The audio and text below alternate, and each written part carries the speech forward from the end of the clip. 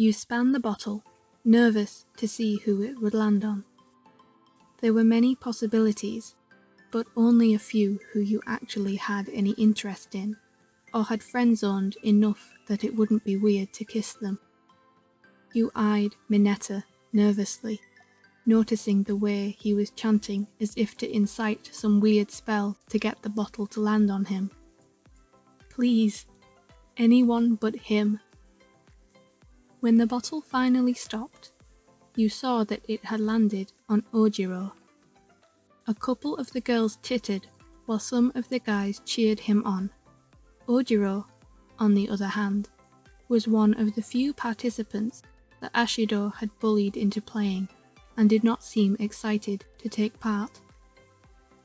Trying not to take it personally, you got up and strode across the circle to where he was sitting. He had not expected you to be so eager, but quickly dragged himself up once you were in front of him. He looked awkward about the whole thing, and that in turn made you feel nervous.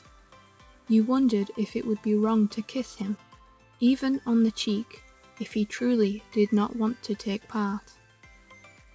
"Can I kiss you?" you asked, glancing shyly away from him at the floor. You kept telling yourself not to take it personally. He just didn't want to play. It had absolutely nothing to do with you as a person if he did not want to kiss you. But to your astonishment, he said, No, I'll kiss you." This garnered the attention of those closest to him. They egged him on and told him well done for being a sport, but he scratched the back of his neck nervously, even when he leaned in and placed a chaste kiss against your cheek. In the brief moment he was close to you, you realized he smelled delightfully like vanilla and orange peel. You wanted to stay with him. Only the next moment he pulled back and nodded as if to finalize the moment.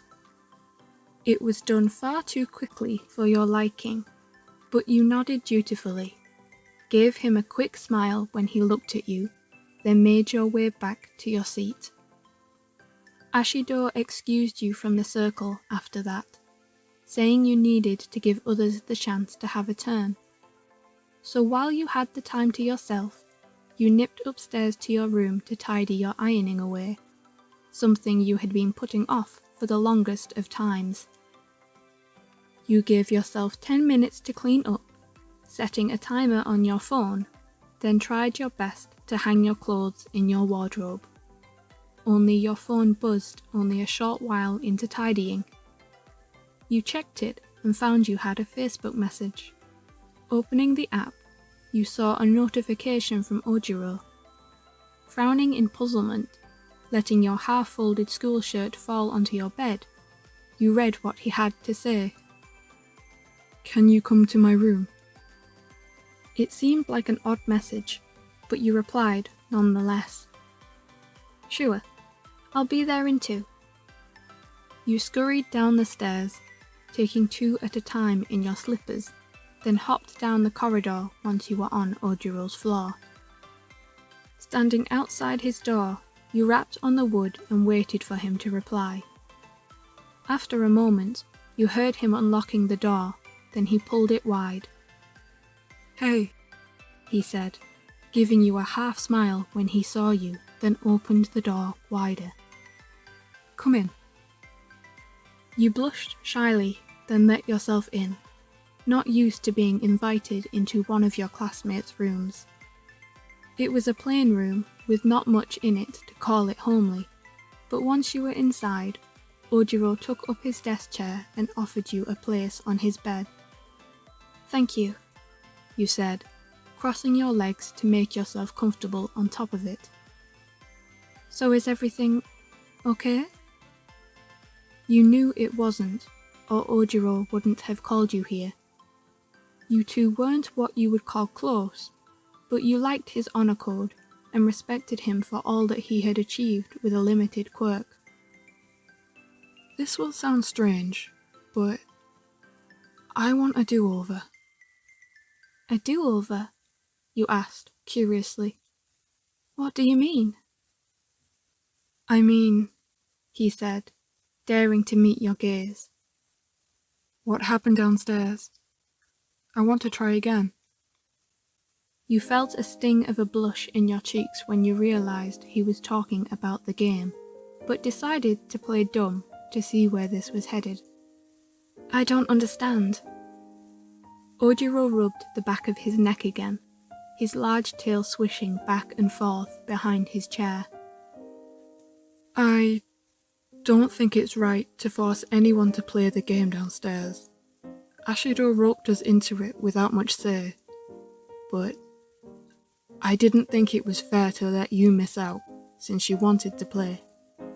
So, before you head back down for the next round, I wanted to make up for it. A pink colour tinged his cheeks. You licked your lips and gulped thickly. Ojiro, you don't have to. I appreciate the offer, but it's all right. Your kiss was lovely. Don't force yourself. In the time it took you to deliver a speech about reassurance, Ojiro took himself out of his chair and crouched down in front of his bed. He looked determined. It was only then that you saw the commitment in his eyes. No, I want to.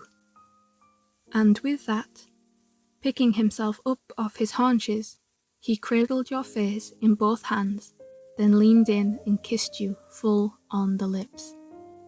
You squeaked in surprise, but as his hands left your face and trailed into your hair, massaging your scalp from the back, you couldn't help but moan a little as you felt the tenderness in his kiss, in his embrace.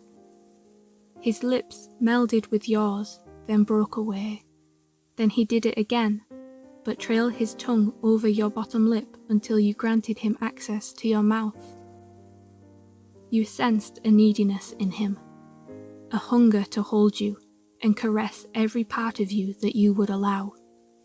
When he finally broke away, he cupped your face again and stroked a thumb over your lips. I'm sorry, he said, no longer with a stain of colour on his cheeks, but a look of determination in his eyes. I didn't want to do that in front of everyone. I hope you'll forgive me. I forgive you? You said airily, knowing most of your common sense had been knocked from you by the intensity of his kiss. But what do you mean? He smiled and chuckled, like he couldn't believe you didn't understand his intentions after all that.